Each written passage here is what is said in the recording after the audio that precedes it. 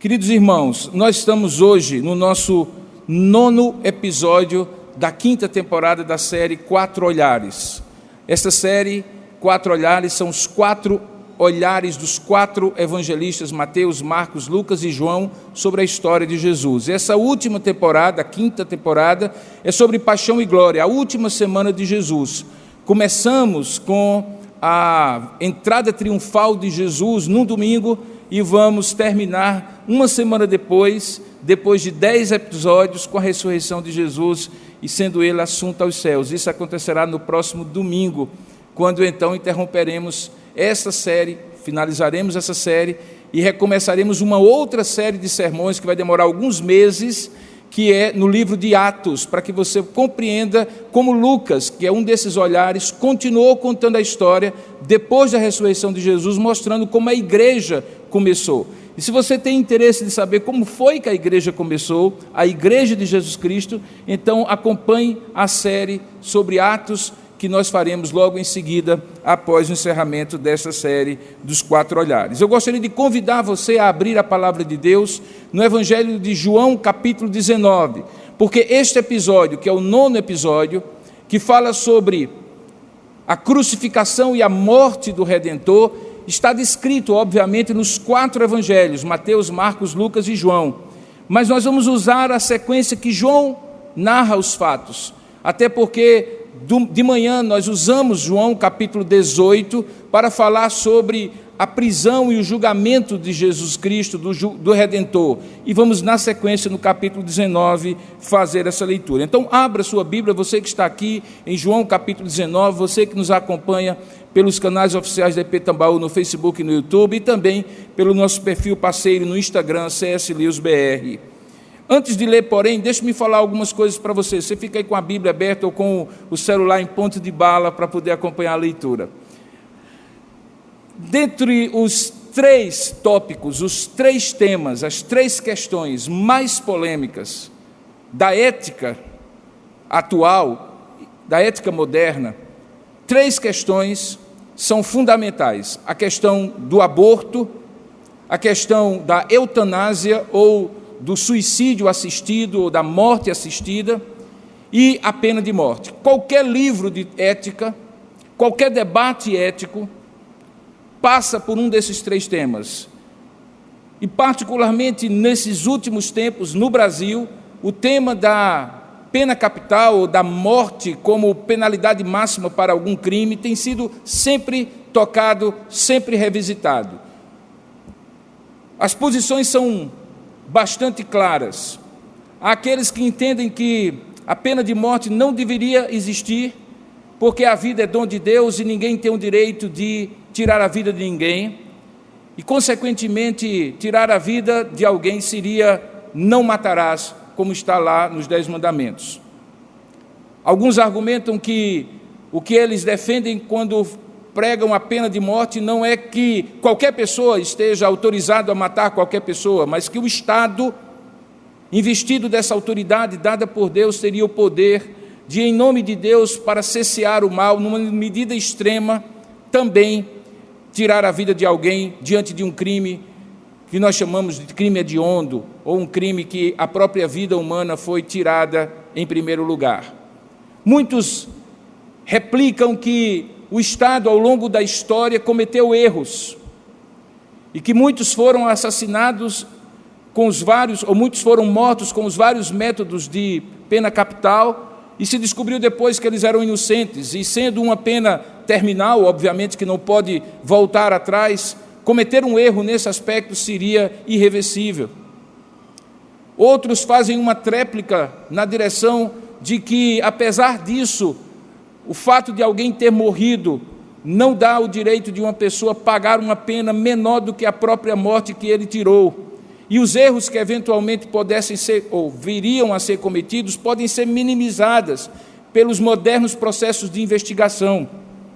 E aí aqueles que são a favor, contra a pena de morte, têm um 4º argumento, que dizem, mas o fato é que num país como o Brasil, com poucos recursos, e com uma polícia nem sempre treinada para fazer uma investigação forense correta, é muito provável que as pessoas que seriam condenadas à morte de maneira injusta, e normalmente pessoas que de uma situação econômica não privilegiada, de uma determinada raça ou cor de pele. Portanto, o assunto em si, os pontos de vista a favor e contra são variados, e essa polêmica sempre volta à tona com pessoas que se definem por um lado, se definem por outros. Do ponto de vista cristão, alguns entendem que a Bíblia autoriza no Antigo Testamento a pena capital, a pena de morte, que está inclusive consignado na lei de Moisés, nos livros do Antigo Testamento. E é contra-argumentado o fato de que no Novo Testamento Jesus, se assim entendesse, não teria deixado claro o valor da vida como valor supremo. Portanto, o assunto é muito polêmico, mas de uma coisa você pode ter certeza: é que seja qual for a posição, especialmente daqueles que defendem a pena de morte, eles não defendem que essa pena de morte seja humilhante, dolorosa e produza um sofrimento para além da morte em si. É por isso que existe todo um cuidado, se é que nós poderíamos chamar assim, para que os métodos de execução sejam os menos dolorosos possíveis. Em países como os Estados Unidos, em que a pena de morte é legal em alguns estados, houve uma evolução, de modo que os enforcamentos de outrora foram substituídos por mortes menos dolorosas, com injeção letal, cadeira elétrica e assim por diante. Obviamente que esse não é um assunto que nós gostaríamos de detalhar todos os aspectos, porque a morte, independentemente de quem seja e sob circunstância que for, é algo que nos choca, especialmente nos tempos como hoje, com mais de 400 mil pessoas mortas pela pandemia da Covid-19. Esse é um assunto que sensibiliza.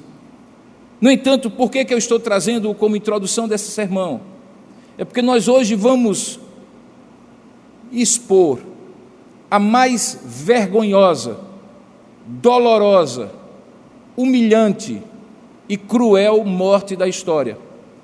Se hoje pela manhã eu falei que o julgamento ou os julgamentos de Jesus foram os mais injustos, ilegais e imorais da história, a morte, a crucificação e a morte de Jesus, sem dúvida nenhuma, era para a sua época, e foi na sua época, a morte mais humilhante, mais vergonhosa, mais cruel, mais dolorosa que um ser humano poderia sofrer.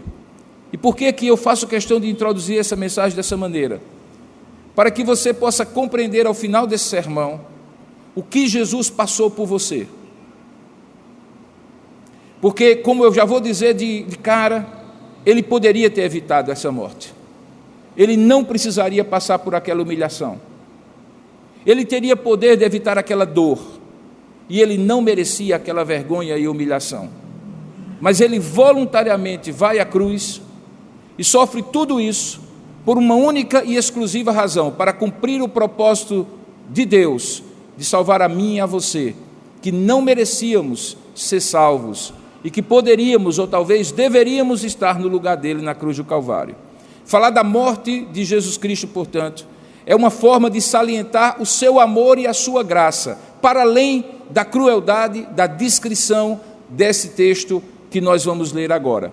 Portanto, ao final desta mensagem, o meu objetivo é que você possa não apreciar como se fosse um espectador distante de um fato histórico lá no passado, que você já ouviu muitas vezes, mas você possa se envolver do ponto de vista espiritual na compreensão do que significou a morte de Cristo por você, porque eu tenho certeza absoluta que quando alguém compreende esta morte na sua dimensão mais profunda, que é a dimensão da entrega por amor de Jesus para conosco, essa pessoa não pode passar indiferente ou insensível diante de tão grande expressão de amor de Deus para conosco.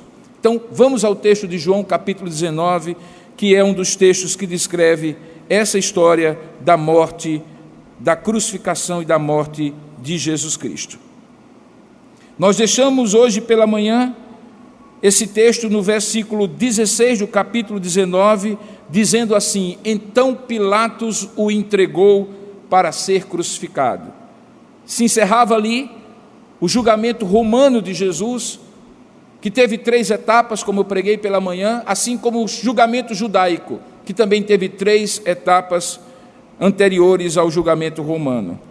Então, a partir do verso 17 do capítulo 19, no texto de hoje, é lido assim: tomaram eles, significando os soldados, tomaram eles, pois, a Jesus, e ele próprio, carregando a sua cruz, saiu para um lugar fora de Jerusalém, chamado Calvário, Gólgota em hebraico, onde eles o crucificaram, e com ele outros 2, um de cada lado, e Jesus no meio. Pilatos escreveu também um título e o colocou no cimo da cruz, e lá estava escrito: Jesus Nazareno, o Rei dos Judeus. Muitos judeus leram esse título, porque o lugar em que Jesus fora crucificado era perto da cidade, e estava escrito em hebraico, latim e grego. Os principais sacerdotes diziam a Pilatos: não escrevas Rei dos Judeus, e sim que ele disse: sou o Rei dos Judeus. E então respondeu Pilatos: o que escrevi, escrevi. Os soldados, pois, quando crucificaram Jesus, tomaram-lhe as vestes, deixaram-no, portanto, nu na cruz, e fizeram, dividindo aquelas vestes em 4 partes, uma para cada soldado. E pegaram também a túnica que havia sido posta sobre ele. A túnica, porém, era sem costura, toda tecida de alto a baixo. E disseram, pois, uns aos outros: não a rasguemos, mas lancemos sorte, sorteemos para ver a quem caberá esta túnica. E assim, segundo João, se cumpriu a escritura que dizia, a profecia: repartiram entre si as minhas vestes, e sobre a minha túnica lançaram sortes. Salmo 22. Assim, pois, o fizeram os soldados. E junto à cruz estavam a mãe de Jesus e a irmã dela, e Maria, mulher de Clopas, e Maria Madalena. E vendo Jesus, sua mãe, junto a ela o discípulo amado, que é o próprio João que escreve esse texto, disse: mulher, eis aí o teu filho. Depois disse ao discípulo: eis aí a tua mãe.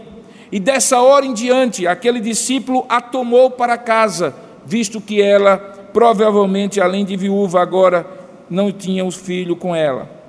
Depois, vendo Jesus que tudo já estava consumado, para se cumprir a escritura, disse: eu tenho sede. Estava ali um vaso cheio de vinagre, e eles embeberam de vinagre uma esponja, e fixando-a num caniço de isopo, lhe fizeram chegar à boca. Quando, pois, Jesus tomou o vinagre azedo, disse: está consumado, e inclinando a cabeça, rendeu o espírito.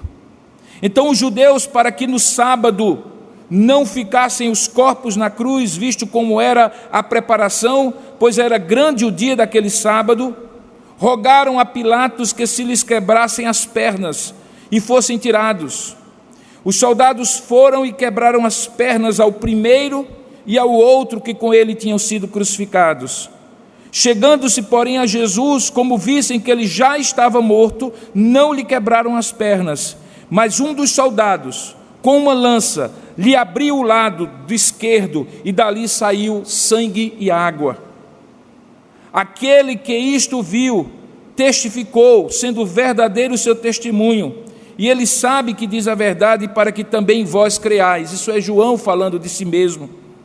E então ele registra: e isso aconteceu para se cumprir a escritura, e novamente uma profecia do Antigo Testamento, que dizia: nenhum dos seus ossos será quebrado, e outra vez a mesma escritura: e eles verão aquele a quem traspassaram. Que Deus abençoe essa palavra lida e nos dê clareza e iluminação para compreender o significado do que acabamos de ler. Vamos orar juntos. Ó Deus amado e querido Pai, nós oramos agora e te pedimos que o Senhor ilumine a nossa mente, fale ao nosso coração, de tal maneira que a nossa compreensão não seja apenas teórica, histórica, mas seja antes de tudo espiritual, do que significou aquele momento, que nenhum de nós poderia imaginar ou descrever como de fato aconteceu. Mas que possamos compreender na noite desse dia o significado que ele tem para a nossa salvação e para a salvação de todos aqueles que creem. Abre o nosso coração, dilata o nosso entendimento e nos dá a compreensão da Tua palavra, pois é isso que nós te oramos e te agradecemos em nome e para a glória de Jesus. Amém.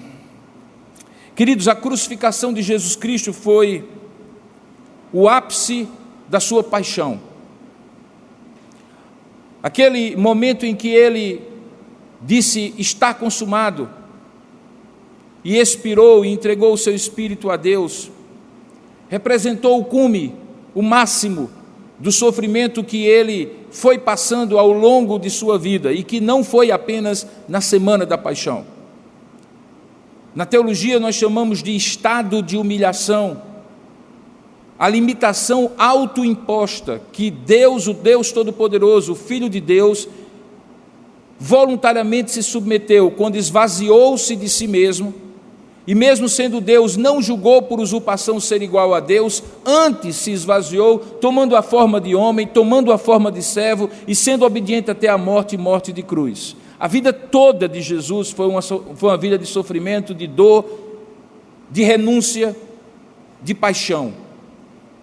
Em outros momentos da história, conforme os 4 olhares nos contam, Jesus foi perseguido, tentado, humilhado, rejeitado, descrido, perseguido, em vários episódios dos evangelhos, conforme eles nos contam. Mas isso veio num crescente até aquele momento em que na cruz, depois de ter sido aprisionado, manietado como um malfeitor no Getsêmani, ele passa por um processo de tortura física, mental, emocional e espiritual. Ele é zombado apesar de ser Deus, ele é cuspido,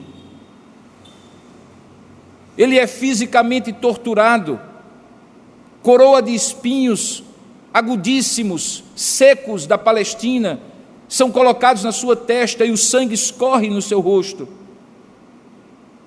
Naquele momento da cruz, o peso do seu corpo ficou pendurado por 3 pregos enormes, que hoje na arqueologia se sabe tinham mais de 25 centímetros de comprimento, e que foram postos não nas suas mãos, porque elas não seriam capazes de sustentar o corpo na cruz, mas nesses 2 ossos do seu punho, de tal maneira que sobre esses 2 punhos toda a pressão do seu corpo estava posta, e os pés postos um sobre o outro foram pregados, um traspassando o outro e segurando na madeira, de modo que todo o peso do corpo de Jesus estava em 3 pontos apenas.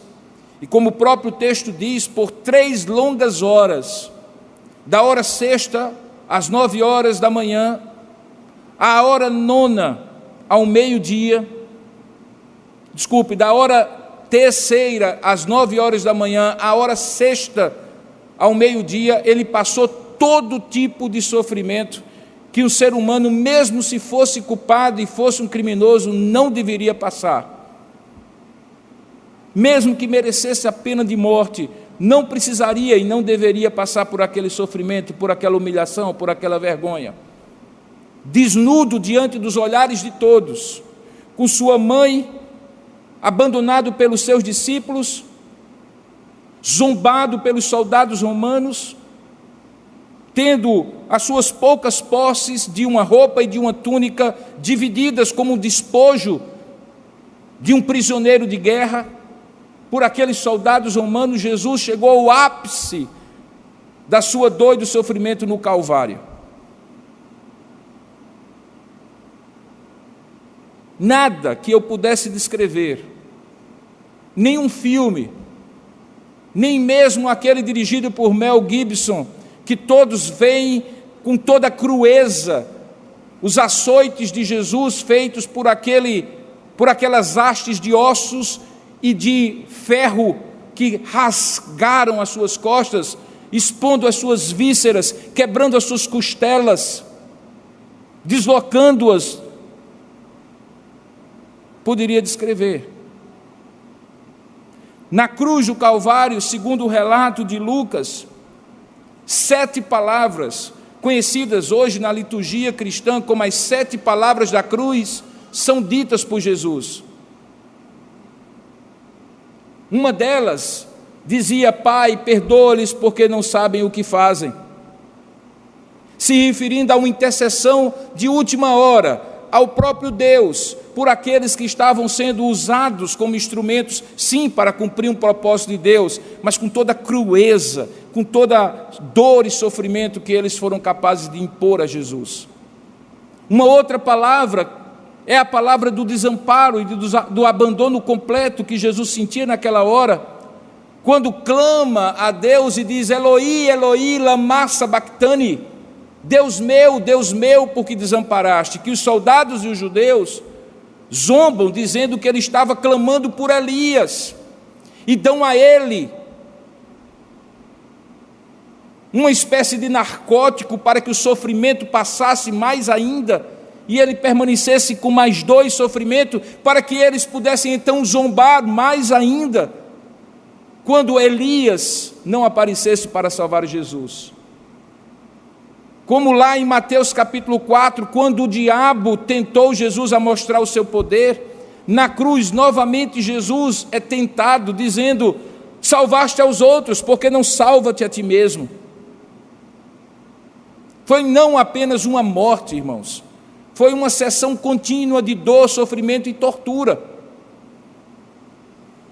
No texto que nós lemos não fica claro, como fica claro em Lucas capítulo 23, no texto paralelo, que mesmo naquele momento, aqueles 2 malfeitores que estavam uma à sua direita e uma à sua esquerda, fazem um diálogo entre si, quando um deles pergunta: não és tu o Cristo? Salva-te a ti mesmo e nós também. E o outro o repreende dizendo: nem ao menos temes a Deus, estando sob igual sentença, nós, na verdade, com justiça, porque recebemos o castigo que os nossos atos merecem, mas este nenhum mal fez.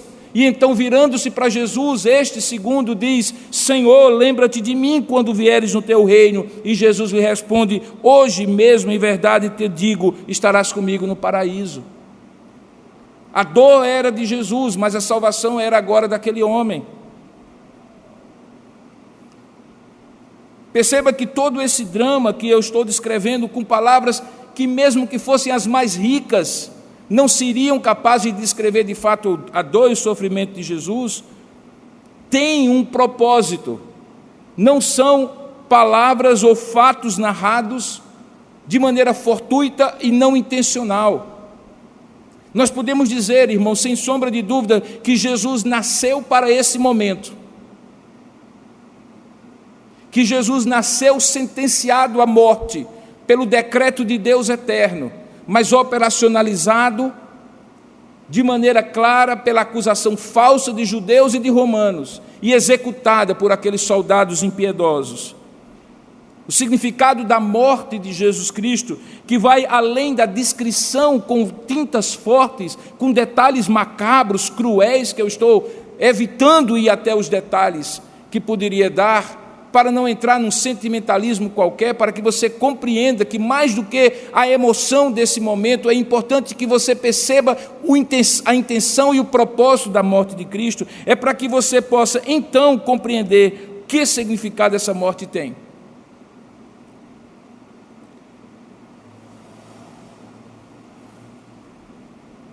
Quando Lucas descreve que já era quase a hora sexta, ou seja, meio-dia, hora do sol mais quente, escureceu-se o sol, e houve trevas sobre toda a terra até a hora 9, 3 horas da tarde. Um fato acontece que só Lucas registra, no capítulo 23, e não no texto que nós lemos, no versículo 45, que enquanto Jesus morria fora da cidade, dentro da cidade, no templo, um véu se rasgava.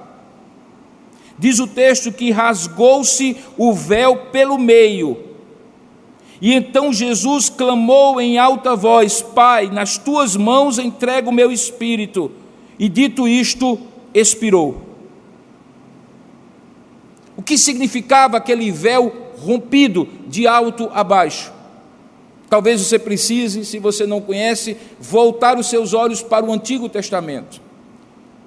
Quando Deus manda construir um tabernáculo, um templo móvel. E esse templo móvel tinha 3 partes: um átrio grande, onde aconteciam os sacrifícios, onde os sacerdotes recebiam os adoradores do povo, que chegavam com as suas ofertas. Os sacrifícios eram feitos, se com sangue ou oferecimento de cereais e de tudo aquilo que era oferta em ações de graças a Deus. E depois daquele átrio havia um outro lugar fechado, separado por cortinas, chamado Santo Lugar. Nesse lugar só os sacerdotes entravam. Ali havia o altar de incenso, onde as orações eram feitas em favor dos adoradores, onde havia uma mesa com os pães da proposição, que representavam a provisão de Deus, que naquele momento também era rogada a Deus pelo povo, e que também tinha ali as lâmpadas do templo, ou o candelabro de 7 hastes, que representavam a presença perene, porque aquelas luzes nunca se apagavam, aquelas velas nunca eram apagadas, e representavam o próprio Espírito de Deus. Ali os sacerdotes entravam, mas naquele lugar mais profundo do templo, naquele lugar chamado Santíssimo ou Santo dos Santos, uma grande cortina, um véu separava, porque lá dentro só um objeto se encontrava: uma arca de 2 metros de comprimento por 1 metro de altura, 1 metro de largura, portanto uma medida perfeita, de madeira de acácia, resistente, dura, revestida de ouro por dentro e por fora, com uma tampa chamada propiciatório, onde 2 imagens de 2 querubins se encontravam sobre a tampa, representando a santidade de Deus. Dentro daquela arca, as tábuas da lei de Moisés, a vara que Arão tinha usado e que no momento de rebelião contra ele havia florescido, sobre aquele propiciatório. E somente uma vez por ano, no Yom Kippur, dia da expiação, e somente o sumo sacerdote entrava uma única vez com o sangue que havia sido sacrificado, e num processo de entrada na presença de Deus tinha passado pelo santo lugar, e ali ele entrava no Santíssimo e oferecia nos 4 cantos daquele propiciatório respingos do sangue de um cordeiro puro, macho, de 1 ano e sem defeito, que simbolizava o Cordeiro de Deus, que seria Jesus, que tiraria o pecado do mundo. O véu que se rasga enquanto Jesus é morto lá no Calvário, aqui dentro em Jerusalém, no templo, é o véu que separava o santo lugar do santíssimo lugar. E qual é o significado disso? É que agora, de uma vez por todas, o caminho para a entrada na presença de Deus, porque era ali que Deus se encontrava com o sumo sacerdote, estava aberto pelo sacrifício de Cristo. Não precisaria mais nenhum outro sacrifício que dava condição ao sumo sacerdote de entrar uma vez por ano. Como o escritor aos Hebreus diz, de um só sacrifício, único, irrepetível e eterno, todo o acesso à presença de Deus foi garantido. E nós podemos hoje, onde quer que estejamos, sem a mediação de um sacerdote, de quem quer que seja, sem necessário fazer um sacrifício, entrar na presença de Deus em oração e oferecer o nosso louvor e as nossas ações de graças. O véu está rompido, o véu está aberto, não há mais separação entre Deus e os homens, e isso é garantido por causa da morte de Jesus Cristo. O significado daquele momento em que ele expira e diz: Pai, nas tuas mãos entrego o meu espírito, e o véu do santuário se rasga de cima a baixo, é que toda separação entre o homem e Deus agora estava desfeita, e novamente o homem podia ter comunhão com Deus, não por seus próprios méritos, mas pelos méritos de Cristo que morria ali do lado de fora da cidade. Foi por causa da dor, do sofrimento, do cruel assassinato de Jesus que isso foi garantido para você. Para que fique claro que aquilo que você recebe de graça não foi garantido para você sem um preço muito alto pago. É graça para quem recebe, mas tem um preço altíssimo para quem paga, e quem pagou foi Jesus por você. O que ele faz no Calvário não é apenas um ato de martírio. Ele não é como um Tiradentes, um mártir da Inconfidência, não.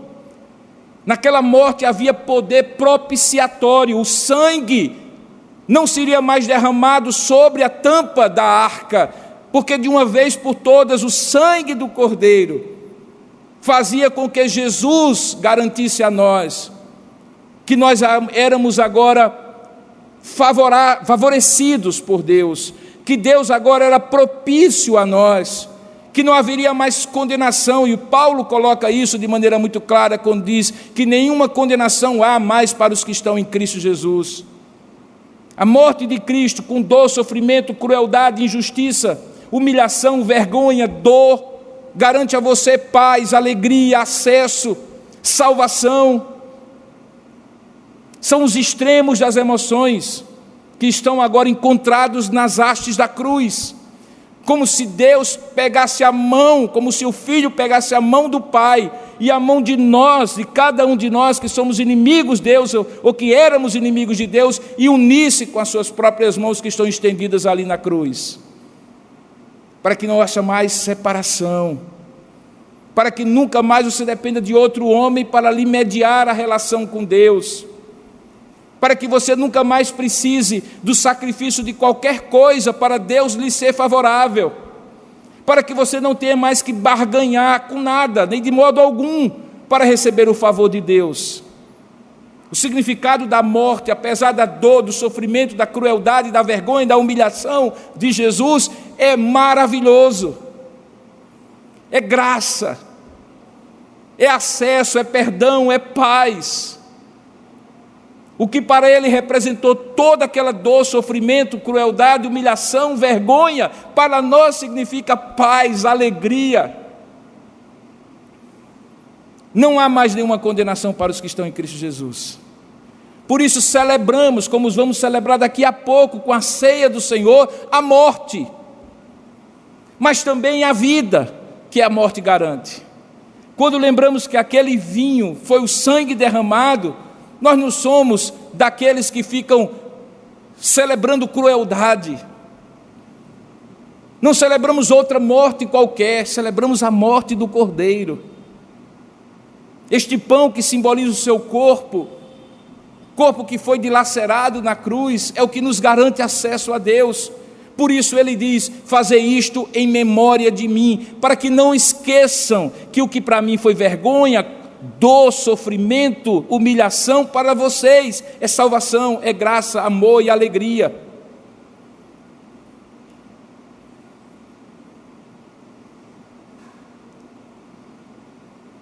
O segundo aspecto do significado da morte de Cristo também está no texto de Lucas, capítulo 23, quando é dito no versículo 47 que o centurião, que era o comandante daquela guarda, que cumpriu a ordem de crucificação, diz o texto que, vendo o centurião o que tinha acontecido, deu glória a Deus. Era um centurião romano, pagão. Ele deu glória a Deus, dizendo: verdadeiramente este homem era justo. E todas as multidões reunidas para aquele espetáculo, vendo o que havia acontecido, retiraram-se a lamentar, batendo nos peitos. A morte de Cristo representou testemunho para aqueles que não conheciam a Deus e que vieram a conhecer, e juízo para aqueles que conheciam a Deus e não o reconheceram como Salvador. Perceba que esse ato de bater e lamentar nos peitos é típico dos judeus que, vendo aquela morte, caíram em si, especialmente aquelas mulheres, e perceberam que haviam cometido uma injustiça, que já estava tarde demais para ser revertida. E aquilo de onde menos se espera, que é de um centurião romano, vem na forma de louvor e reconhecimento da justiça de Deus. E daqueles que deveriam ter feito isso antes de matar Jesus, vem apenas o lamento. Sabe por quê? Porque com a morte de Jesus, a humanidade é dividida em dois grupos. Não é apenas a história, queridos irmãos e amigos, que é dividida em antes de Cristo e depois de Cristo. A morte de Cristo tem o poder de separar, independentemente de raça, de credo, de religião, independentemente de lugar, de época, de condição econômica, de opção política ou de qualquer outro critério, a humanidade apenas em dois grupos, e dois grupos apenas.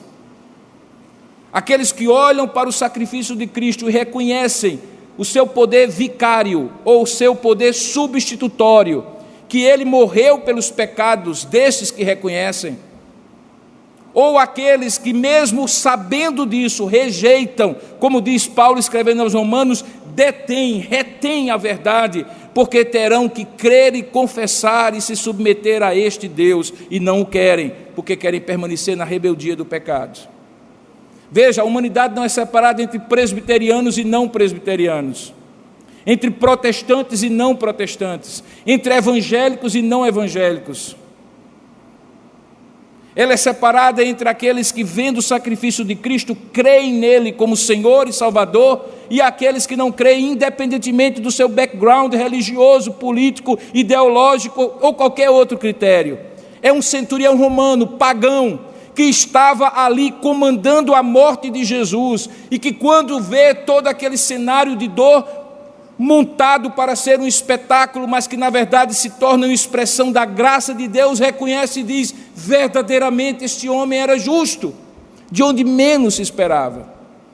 E daqueles que deveriam ter lamentado pelos seus pecados antes de matarem Jesus e evitando eventualmente de fazer aquela injustiça, agora batem nos peitos e lamentam, reconhecendo que agora estavam perdidos, porque haviam cometido aquela atrocidade. Você percebe então como a morte de Cristo tem esse poder de separar as pessoas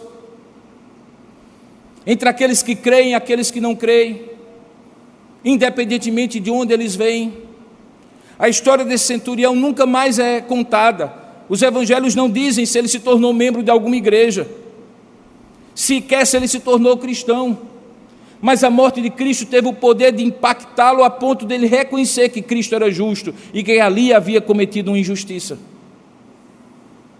Essa morte de Cristo, portanto, tinha um poder de separar, por exemplo, dois homens igualmente malfeitores. O diálogo que somente Lucas descreve aqui em capítulo 23 entre aqueles dois ladrões, o termo é mais lato, significa malfeitores, provavelmente não eram apenas ladrões, porque se fossem ladrões não seriam crucificados, mas certamente eram malfeitores, pessoas que tinham uma vida criminosa. Fica claro como eles foram separados, e não foram separados porque um era mais pecador e o outro era menos pecador, porque ambos estavam ali, como ele mesmo reconheceu, o primeiro ladrão, ou melhor, o segundo ladrão, justamente porque tinham feito mal.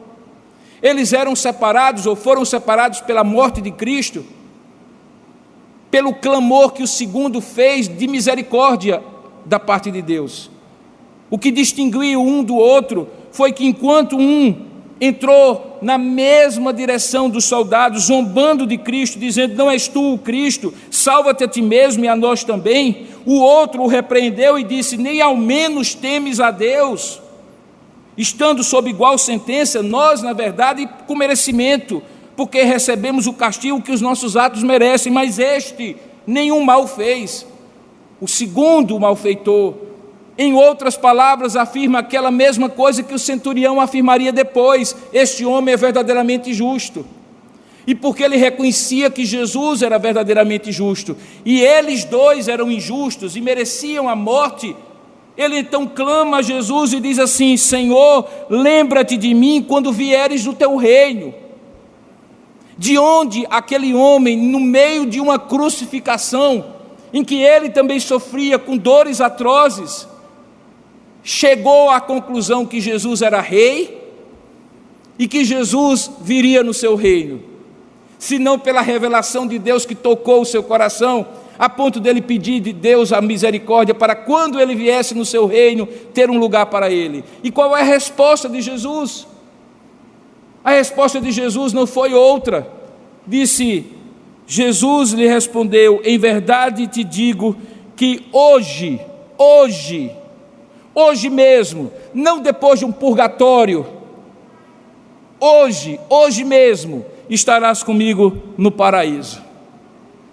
O que dividiu aqueles dois homens foi a confissão, o arrependimento e a fé que aquele homem segundo teve em Jesus como rei que viria no seu reino. A misericórdia que ele clama a Deus por intermédio de Jesus. O que mostra mais uma vez que a humanidade não é separada, mesmo na cruz representada por aqueles dois homens, entre evangélicos e não evangélicos, presbiterianos e não presbiterianos, cristãos e não cristãos, bonzinhos e mauzinhos. Não, porque todos pecaram e carecem da glória de Deus. O que separa pecadores de pecadores é o reconhecimento de Jesus Cristo como único Senhor e Salvador. É quando alguém, sendo pecador e consciente do seu pecado, diz: Senhor, lembra-te de mim quando vieres no teu reino. Percebe que a morte de Cristo é um divisor de águas, que não é só o seu nascimento que separa a história entre antes dele e depois dele. A sua morte separa salvos e não salvos, e os salvos na sua morte são os mais improváveis. É um centurião romano, é um malfeitor na cruz, e aqueles que teoricamente seriam salvos por terem toda a aliança, a promessa do povo da aliança, ficam ao léu, ficam rejeitados, sob o juízo de Deus, batendo nos peitos e lamentando pela crueldade cometida contra Jesus.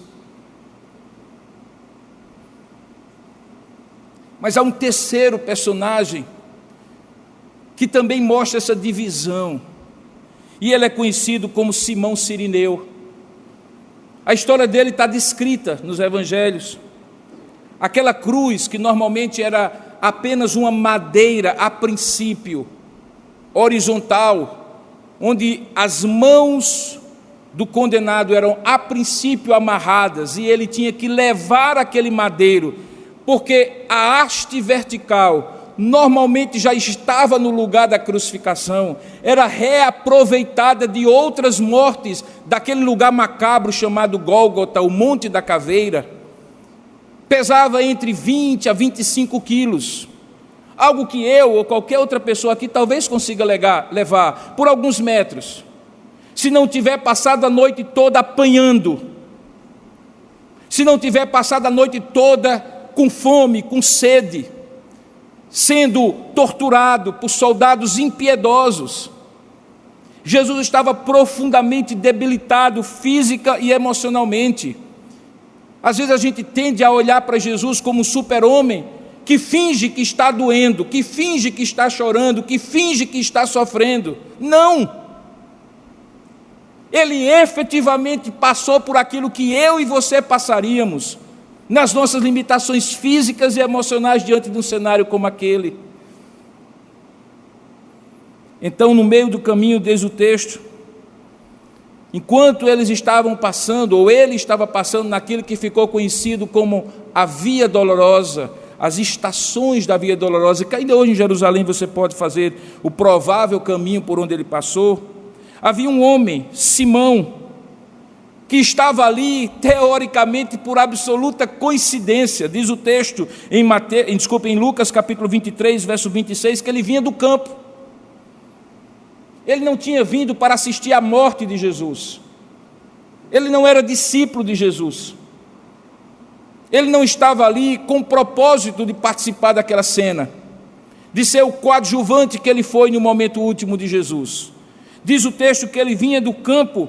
E então os soldados romanos, diante das inúmeras quedas que Jesus provavelmente teve durante a Via Dolorosa, da sua desidratação, sofrimento, fraqueza profunda, aqueles 15, 20, 30 quilos, sabe-se lá quanto aquela madeira pesava, estavam insuportáveis para ele. Então eles pegam Simão, que tinha vindo de uma cidade chamada, da cidade de Cirineu. Ele era Simão Cirineu porque vinha da região da Lídia, onde havia uma grande colônia de judeus, e provavelmente ele estava ali naquela semana da Páscoa, peregrinando numa das festas de Jerusalém, numa das festas de Israel. Constrangem e colocam a cruz dele, desamarrando de sobre Jesus para colocar sobre os seus ombros, para que a levasse após Jesus. Ali no Calvário, ele deixa aquela cruz, e agora, não mais por cordas, mas com pregos, Jesus então assume não apenas a barra horizontal da cruz, mas também aquela madeira, aquele toco de madeira alta onde ele foi crucificado. Perceba que quando alguém escuta essa história de Simão Cirineu, ele é levado imediatamente a pensar naquela ordem de Jesus que diz que se alguém quiser vir após mim, negue-se a si mesmo e tome cada dia a sua cruz e siga-me. Cirineu é o símbolo perfeito de alguém que toma a cruz de Cristo nos seus próprios ombros. E como é a melhor interpretação do texto? É que a cruz não é aquele mulherengo do seu marido, não é aquela mulher chata da sua esposa, não é aquele filho problemático que você tem em casa, não é aquelas contas que você tem que pagar na segunda-feira. Cruz não são os problemas que nós temos na vida e que temos que carregar a nossa cruz, como tradicionalmente se interpreta o texto. Não, cruz é identificação.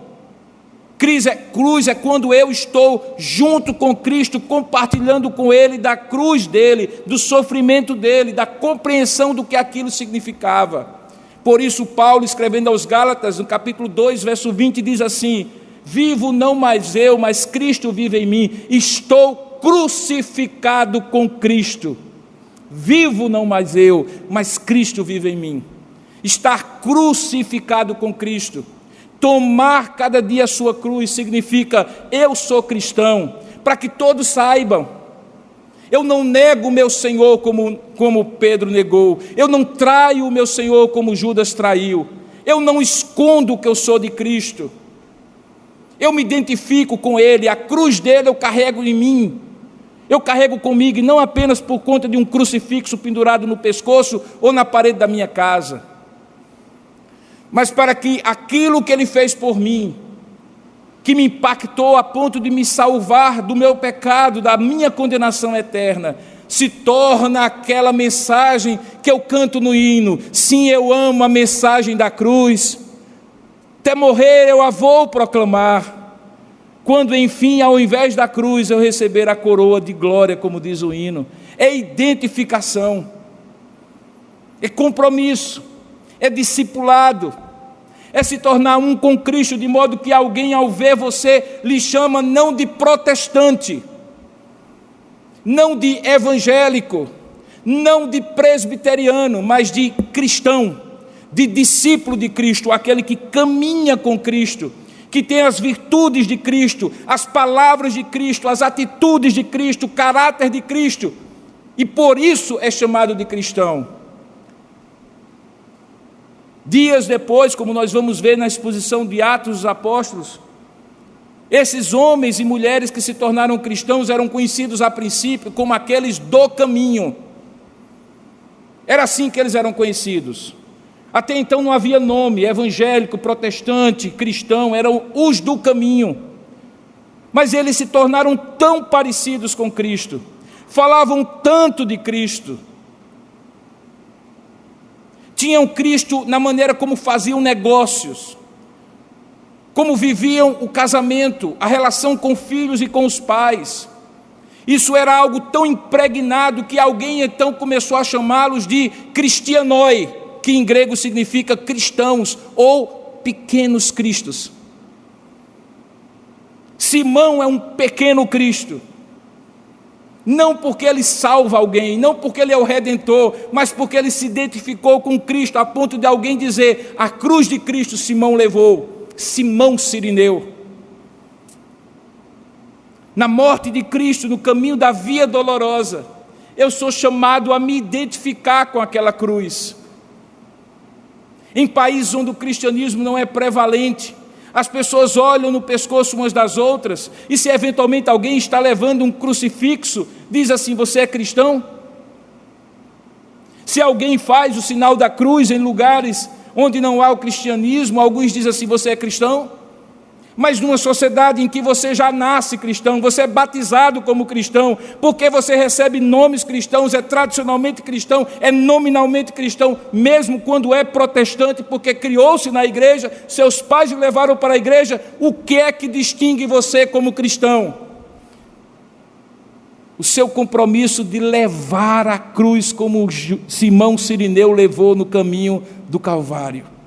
E levar a cruz significa: os valores de Cristo são meus valores, a missão de Cristo é a minha missão, a redenção de Cristo é a minha salvação, a minha vida é a vida de Cristo em mim, vivo não mais eu, mas Cristo vive em mim, e a vida que agora vivo na carne, vivo na fé, no Filho de Deus, que me amou e a si mesmo se entregou por mim.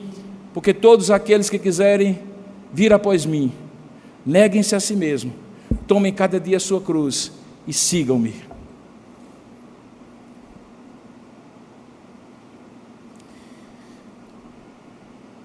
Se eu pregar mais um pouco, eu prego o sermão domingo que vem. Então eu vou parar por aqui. Porque no próximo domingo nós veremos que esse não é o momento final da história de Jesus. E talvez aqui esteja a coisa mais gloriosa do Evangelho. Jesus nasceu, e nós celebramos isso no Natal. Jesus morreu por nós, e nós celebramos isso na Páscoa. Mas a vida de Jesus, diferentemente de qualquer outra vida, de qualquer outro grande vulto da história, não é a vida de alguém que nasce e morre de maneira extraordinária, com uma vida no meio extraordinária, mas é de alguém que nasce para morrer e morre para viver de novo. E nós vamos então falar da ressurreição como o final dessa semana da paixão e da glória. E nós vamos ver que só aqueles, presta bem atenção nisso, que se identificam com Jesus na morte, se identificarão com Cristo na ressurreição. E o que significará isso ficará mais claro no próximo domingo. Por ora, entenda isso, que Jesus separa na sua morte a humanidade em duas partes, não necessariamente iguais, porque a porta é estreita, o caminho é estreito, e são poucos os que entram por essa porta, enquanto que a porta é larga, e o caminho é largo, e são muitos que passam por essa porta larga e nesse caminho largo, e o destino é distinto. Um é a bem-aventurança, outro é a condenação eterna. Embora essas duas metades não sejam de fato metades, mas dois grupos diferentes, o que determina é essencialmente como eu vejo a morte de Cristo, como eu creio no significado que esta morte tem para mim. Se ela é um fato histórico, que eu celebro uma vez por ano, e somente uma vez por ano, como um fato histórico, eu posso estar na condição de alguém que tenha toda a possibilidade de ser salvo por Cristo, mas acaba sendo condenado, porque tendo todo o conhecimento e toda a oportunidade de se identificar com Cristo, prefere não fazê-lo. É um juízo mais severo o que aguarda uma pessoa assim, do que aquele que nada sabe sobre Cristo, porque nós somos responsabilizados pelo que sabemos, pelas oportunidades que temos, por aquilo que Deus tem como propósito para nós. Que você seja como o segundo ladrão, pecador, mas um pecador arrependido. Que você seja como aquele centurião romano, que talvez não tenha tido a oportunidade, como eu também não tive, de ser criado no Evangelho, mas em algum momento olhou para Jesus e disse: verdadeiramente Ele é justo. Que você seja como um Simão Cirineu, que não se envergonhe de tomar a cruz nos seus ombros e se identificar com Cristo. Se você assim fizer, a morte de Cristo terá o significado na sua vida para o qual Deus destinou que ela tivesse. eu oro para que Deus aplique ao seu coração essa palavra. Uma vez uma pessoa me perguntou algo e disse assim, na pergunta: pastor, por que o senhor nunca faz apelos? Bom, primeiro, não é nunca. De vez em quando eu convido as pessoas, apelos não, eu convido as pessoas a manifestarem publicamente a sua fé, sempre que Deus orienta para fazê-lo. Segundo, não se trata de apelar a alguém para que uma resposta emocional, no momento, seja dada, porque ninguém é salvo em Cristo porque levanta a mão dizendo que quer ser salvo. Mas principalmente, eu deixo você com a exposição da palavra e confiando que o Espírito de Deus, que convence o homem do pecado, do juízo e da justiça, é muito mais persuasivo do que eu para falar o seu coração, para convencer o seu coração de qual é o significado que você está dando à morte de Cristo e qual é o significado que você deve dar se quiser salvação. E é isso que eu gostaria de fazer agora. Eu vejo pessoas aqui que eu vi e tenho visto anos e anos aqui nessa igreja. Algumas das pessoas estão nos assistindo também. Um dia, queridos irmãos e amigos, quando esse Cristo voltar, tudo aquilo que nós ouvimos dele e todas as oportunidades que nós tivemos para nos comprometer com ele serão pesadas e medidas. E ninguém será salvo ou deixado para não ser salvo simplesmente porque é membro desta igreja, frequentou regularmente um culto, se autodenominou cristão, protestante ou presbiteriano. Naquele dia em que o juízo profundo de Deus, verdadeiro, perscrutador do coração humano, pesar onde esteve o seu coração durante a vida toda em relação a Cristo, ele será o juiz de cada um de nós. A Bíblia diz que aqueles que se comprometem a Cristo têm em Cristo um grande e insubstituível e insuperável advogado da nossa salvação. Ele que dirá naquele dia do juízo: é verdade, ele merecia, mas eu morri por ele na cruz. Se você tiver essa convicção, você vai viver de acordo com esta convicção. E então alguém olhará para você no trabalho, na família, na vizinhança e dirá: aquele ali é um cristão.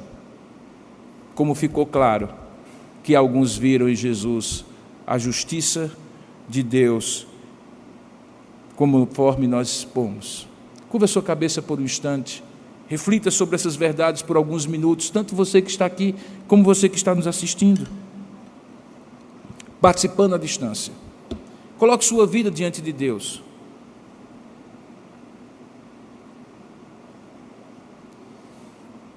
Reflita sobre as palavras que você ouviu, o que Deus falou ao seu coração, que convencimento Deus trouxe para a sua vida. E numa oração entre você e Deus, aí onde você está, diga a Deus o que significou a morte de Cristo para você e particularmente nessa noite, quando ela foi novamente exposta a você. Vamos orar juntos? Ó Deus amado, que história, Senhor, é essa? Que história é essa, Senhor? Tão cruenta, tão dolorosa, tão sofrida, tão injusta e ao mesmo tempo tão gloriosa, tão abençoadora, tão maravilhosa. Que história é essa, Senhor, de paixão e glória na pessoa do Teu Filho Jesus. Ó Deus, nos guarda, Senhor, de tomar essa história como somente mais uma história,